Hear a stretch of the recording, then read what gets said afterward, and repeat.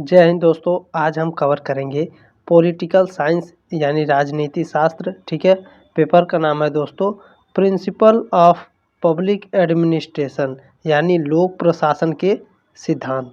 ठीक है दोस्तों, आगे बढ़ते हैं दोस्तों। बीए थर्ड ईयर है, 5th सेमेस्टर। ठीक है, क्लास 5 है। इसके पहले दोस्तों जो 4 क्लास हुए हैं उसके वीडियो का लिंक आपको डिस्क्रिप्शन में मिल जाएगा।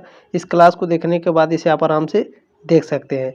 इसमें दोस्तों टोटल 45 मोस्ट इम्पोर्टेंट है। ठीक है, most important objective question answer है, लास्ट तक जरूर देखिएगा दोस्तों। चलिए स्टार्ट करते हैं आज की क्लास। निम्नलिखित में से किसे संगठन का प्रथम सुसंगत सिद्धांत समझा जाता है? तो दोस्तों इसे मानव संबंध सिद्धांत को, ठीक है, ऑप्शन नंबर ए है, मानव संबंध सिद्धांत को प्रथम सुसंगत सिद्धांत समझा जाता है। इसमें दूसरा प्रश्न पूछा है दोस्तों, नवीन लोक प्रशासन के उद्भव और विकास में निम्नलिखित युग प्रवर्तन घटनाओं को कालानुक्रम रूप में व्यवस्थित करें। दोस्तों इस टाइप के क्वेश्चन आपके 100% पूछे जाएंगे। ठीक है, इस टाइप के हो सकता है यही प्रश्न आ जाए आपके प्रश्न पत्र में, तो ध्यान से पढ़िएगा दोस्तों। कालानुक्रम अनुसार हमें सजाना है, यानी पहले इसमें कौन सी घटनाएं हुई थी, चारों में से कौन सी घटनाएं पहले हुई थी, दूसरे फिर तीसरे फिर चौथे पर। ठीक है, तो ध्यान से देखेंगे। पहला है दोस्तों मिन्नोब्रुक सम्मेलन, क्या ये पहले हुई थी?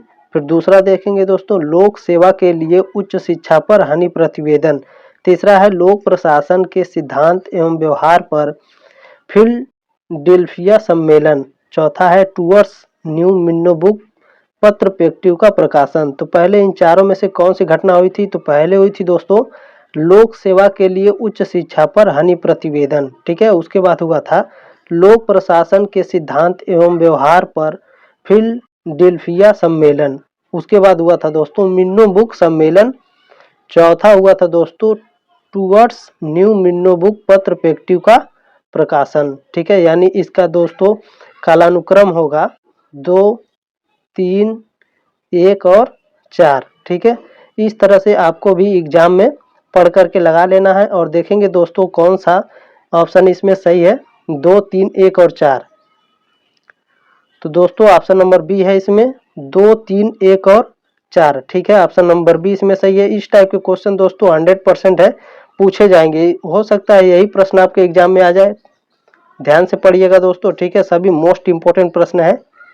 प्रश्न नंबर 3 पूछा है दोस्तों, वैज्ञानिक प्रबंध आंदोलन के संस्थापक जनक FW टेलर ने एक सिद्धांत का प्रतिपादन किया है जिसे इसकी वैज्ञानिक पद्धति समझा जाता है।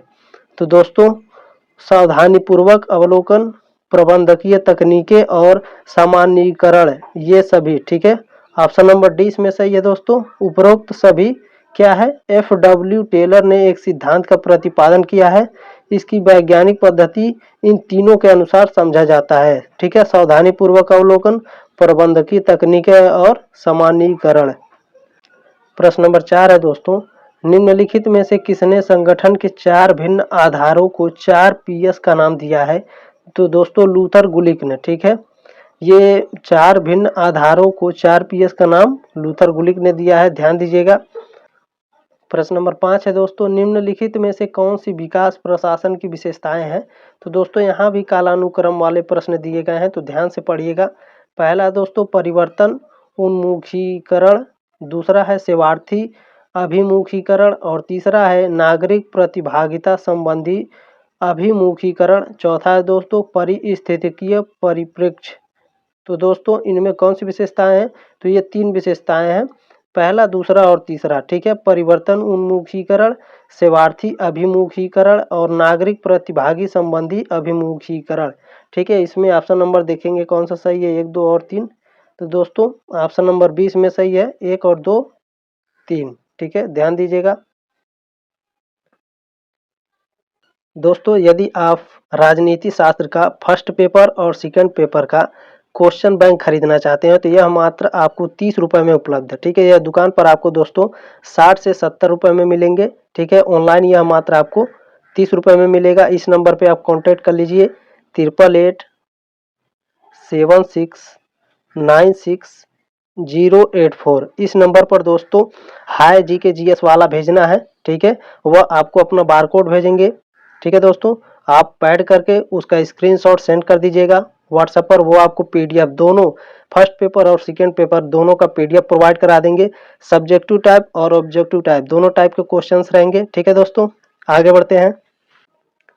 दोस्तों प्रश्न नंबर 6 है, निम्नलिखित में से किसने नौकरशाही को संगठन का नाम दिया है जो अपनी गलतियों से सीखकर अपने व्यवहार को ठीक नहीं कर सकता है? तो यह दोस्तों Max Weber, option number C सही है। प्रश्न नंबर 7 है, अनौपचारिक संगठन की अवधारणा किसने प्रतिपादित की है? तो दोस्तों ध्यान दीजिएगा, अनौपचारिक संगठन की अवधारणा किसने दी है? एल्टन मेयो ने दी है, ऑप्शन नंबर डी सही है। सभी मोस्ट इंपोर्टेंट है प्रश्न, ध्यान से देखिएगा दोस्तों। क्लेट रिक्स प्रिज्मेटिक समाज की उपव्यवस्था है, इन चारों में से कौन दोस्तों क्लेट रिक्स प्रिज्मेटिक समाज की उपव्यवस्था है? तो दोस्तों सामाजिक व्यवस्था, ठीक है, सामाजिक व्यवस्था क्लेट रिक्स प्रिज्मेटिक समाज की उपव्यवस्था है। प्रश्न नंबर 9 है दोस्तों, किसने कहा है कि सफल प्रबंध उद्देश्यों द्वारा प्रबंध को अंतर्ग्रस्त करता है? इस टाइप के क्वेश्चन भी आपके एग्जाम में पूछे जाएंगे दोस्तों, तो याद रखिएगा ऑप्शन नंबर सी है। पीटर एफ ड्रकर ने कहा था, क्या कहा था? कि सफल प्रबंध उद्देश्यों द्वारा प्रबंध को अंतर्ग्रस्त करता है। ठीक है। प्रश्न नंबर 10 है दोस्तों, किस पुस्तक में रॉबर्ट डहल ने निर्णय लेने के सिद्धांत की व्याख्या की है? तो इन चारों में से कौन सी पुस्तक है? तो दोस्तों ऑप्शन नंबर सी है। ठीक है, हूँ गवर्नर पुस्तक में रॉबर्ट डहल ने निर्णय लेने के सिद्धांत की व्याख्या की है। प्रश्न नंबर 11 है दोस्तों, आदेय की एकता सिद्धांत मुख्यतः निम्नलिखित को सुनिश्चित करता है? जवाबदेहता को, स्वीकार्यता को, विशिष्टीकरण को या समन्वय को? तो याद रखिएगा दोस्तों विशिष्टीकरण को। ठीक है, विशिष्टीकरण को आदेय की एकता सिद्धांत सुनिश्चित करता है। ठीक है, आगे बढ़ते हैं। प्रश्न नंबर 12 देखते हैं दोस्तों, टेलर के वैज्ञानिक प्रबंध की मुख्य विशेषताओं में एक निम्नलिखित में से कौन सा नहीं है?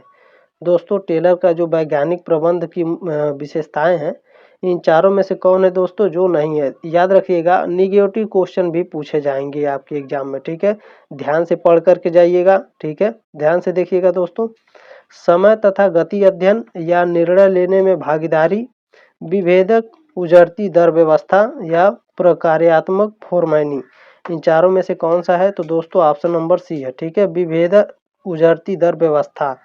ठीक है, यह टेलर की विशेषताओं में से नहीं है। कौन कौन सी विशेषताएं हैं टेलर की? समय तथा गति अध्ययन, निर्णय लेने में भागीदारी और प्रकार्यात्मक फोरमैनी, ये तीनों विशेषताएं हैं। कौन सी नहीं है? तो ऑप्शन नंबर सी है। ठीक है, विभेदक उजरती दर व्यवस्था, यह टेलर की वैज्ञानिक प्रबंध की विशेषता नहीं है। प्रश्न नंबर 13 है दोस्तों, राष्ट्रीय, राज्य एवं स्थानीय सरकार की कार्यकारिणी शाखाओं की गतिविधियों के रूप में लोक प्रशासन की व्याख्या किसने की है? तो लोक प्रशासन की व्यवस्था हर्बर्ट ए साइमन ने की है, ऑप्शन नंबर सी है। प्रश्न नंबर 14 दोस्तों मोस्ट इंपोर्टेंट है, ध्यान से देखिएगा, नौकरशाही शब्द की सर्वप्रथम रचना किसने की? जो नौकरशाही शब्द है दोस्तों, इसकी सर्वप्रथम रचना किसने की थी? तो इसकी सर्वप्रथम रचना मैक्स वेबर ने की थी, ऑप्शन नंबर ए है। प्रश्न नंबर 15 है, संचार में अनौपचारिक चैनल को किस नाम से जाना जाता है? जो संचार होता है दोस्तों, उसमें जो अनौपचारिक चैनल है उसको किस नाम से जाना जाता है? तो उसको दोस्तों ग्रेप वाइन के नाम से जाना जाता है, ऑप्शन नंबर बी है। दोस्तों आगे और भी मोस्ट इंपोर्टेंट प्रश्न है, ध्यान से देखिएगा। प्रश्न नंबर 16 है दोस्तों, किसने विकास प्रशासन को ऐसे परिभाषित किया है? यह क्रियोन्मुखी, उद्देश्योन्मुखी प्रशासनात्मक पद्धति है। ऐसे दोस्तों ये इसको किसने परिभाषित किया है? फ्रेड डब्ल्यू रिक्स, ड्वाइट वाल्डो, रॉबर्ट डहल या फिर एडवर्ड विडनर? तो दोस्तों एडवर्ड विडनर है। ठीक है, एडवर्ड विडनर ने इसको परिभाषित किया था। आगे बढ़ते हैं। प्रश्न नंबर 17 है दोस्तों, पद सोपान प्रणाली के गुण हैं। जो पद सोपान है दोस्तों, उसके उस प्रणाली के गुण कौन कौन से हैं? नेतृत्व का निर्धारण, सामग्रीकरण, उचित मार्ग द्वारा कार्य या उपरोक्त सभी। तो दोस्तों ऑप्शन नंबर डी है उपरोक्त सभी। प्रश्न नंबर 18 दोस्तों, पद सोपान निम्न तथा उच्च व्यक्ति का श्रेणीबद्ध रूप में एक व्यवस्थित संगठन है। यह परिभाषा संबंधित है। यह परिभाषा किसने दिया था दोस्तों? तो यह परिभाषा अर्थलाथम जी ने दिया था। ऑप्शन नंबर ए सही है। प्रश्न नंबर 19 है दोस्तों, केंद्रीकरण और विकेंद्रीकरण के निर्धारक तत्व हैं उत्तरदायित्व के तत्व, प्रशासकीय तत्व, कार्यात्मक तत्व। तो दोस्तों ऑप्शन नंबर डी है उपरोक्त सभी केंद्रीकरण और विकेंद्रीकरण के निर्धारक तत्व हैं। प्रश्न नंबर 20 है दोस्तों, भारत के इतिहास में पहला बजट कब पेश किया गया था? तो 7 अप्रैल 1860 को भारत के इतिहास में पहला बजट पेश किया गया था। प्रश्न नंबर 21 है दोस्तों, आज़ाद भारत का पहला केंद्रीय बजट किसके द्वारा पेश किया गया था? तो आज़ाद भारत का पहला केंद्रीय बजट दोस्तों आर के षटमुखम चेट्टी के द्वारा पेश किया गया था। आगे बढ़ते हैं। प्रश्न नंबर 22 है दोस्तों, भारत में 1 अप्रैल से 31 मार्च तक चलने वाले वर्ष की शुरुआत कब हुई थी? दोस्तों जो हमारे कैलेंडर में 1 अप्रैल से, ठीक है, 1 अप्रैल से 31 मार्च तक जो वर्ष हम जोड़ते हैं, तो इस वर्ष की शुरुआत कब हुई थी?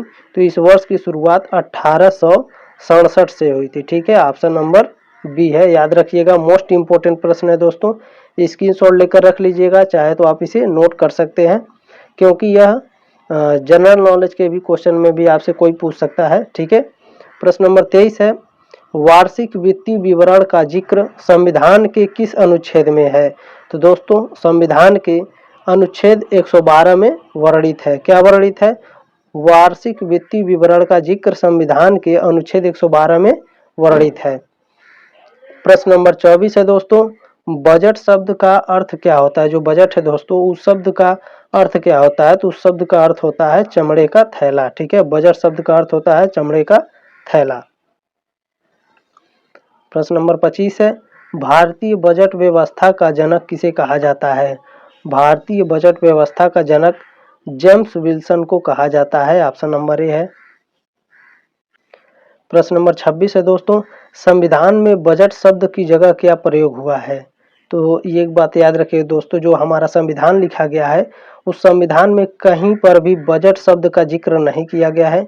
बजट शब्द की जगह दोस्तों वार्षिक वित्तीय विवरण लिखा गया है। ठीक है, यानी एनुअल फाइनेंशियल स्टेटमेंट, यानी उपरोक्त दोनों सही है दोस्तों। ठीक है, आगे बढ़ते हैं। सभी मोस्ट इम्पोर्टेंट प्रश्न है। ठीक है, ध्यान दीजिएगा। भारत का केंद्रीय बजट और रेलवे बजट किस वर्ष में विलय किया गया था? मोस्ट इम्पोर्टेंट प्रश्न है। जो भारत का दोस्तों केंद्रीय बजट है और रेलवे बजट है उसको किस वर्ष में विलय किया गया, यानी किस वर्ष मिला दिया गया था? तो 2016 में। ठीक है, ऑप्शन नंबर बी सही है। प्रश्न नंबर 28 दोस्तों, भारत में शून्य बेस बजट का प्रयोग पहली बार किस वर्ष में किया गया था? तो यह 1987 में किया गया था। ठीक है, भारत में शून्य बेस बजट का पहली बार प्रयोग 1987 में किया गया था।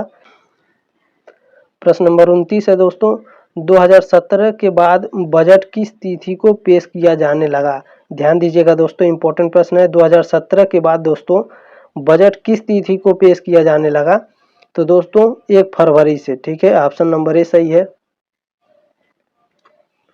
प्रश्न नंबर 30 है दोस्तों, निम्न में से कौन सा बिक्री की अपेक्षित मात्रा का एक रूढ़िवादी अनुमान है और इसका उपयोग नकदी प्रवाह निर्णय लेने के लिए किया जाता है? तो दोस्तों यह बिक्री बजट है। ठीक है, ऑप्शन नंबर ए है। प्रश्न नंबर 31 है दोस्तों, शून्य आधारित बजट निर्माण जेबीबी का अर्थ है कि? दोस्तों जेबीबी का अर्थ क्या है? जेबीबी का अर्थ होता है प्रत्येक वर्ष बजट की शुरुआत एक नए सिरे से होती है। ठीक है, ऑप्शन नंबर सी सही है। आगे बढ़ते हैं। प्रश्न नंबर 32 पूछा है दोस्तों, एक बजट जिसमें मुख्य रूप से वर्तमान राजस्व और व्यय की वस्तुओं को शामिल किया जाता है क्या कहलाता है? तो दोस्तों यह पूंजी बजटन कहलाता है। ऑप्शन नंबर डी सही है। प्रश्न नंबर 33 है दोस्तों, यह आपके एग्जाम में पूछ सकता है, जेबीबी का पूर्ण रूप क्या है? दोस्तों जेबीबी का पूर्ण रूप होता है शून्य आधारित बजटिंग। ठीक है, ऑप्शन नंबर सी सही है। प्रश्न नंबर 34 है दोस्तों, पुस्तकालय का बजट किसके लिए तैयार किया जाता है? जो पुस्तकालय है दोस्तों उसका बजट किसके लिए तैयार किया जाता है? तो यह आगामी वर्ष के लिए तैयार किया जाता है, यानी आने वाले वर्ष के लिए। ठीक है, ध्यान रखिएगा। प्रश्न नंबर 35 है, भारत सरकार का कौन सा मंत्रालय केंद्रीय बजट प्रस्तुत करता है? तो दोस्तों वित्त मंत्रालय। ठीक है, वित्त मंत्रालय भारत सरकार का केंद्रीय बजट प्रस्तुत करता है। प्रश्न नंबर 36 है, आजाद भारत का पहला केंद्रीय बजट किसके द्वारा पेश किया गया था? वेरी वेरी मोस्ट इंपोर्टेंट प्रश्न है।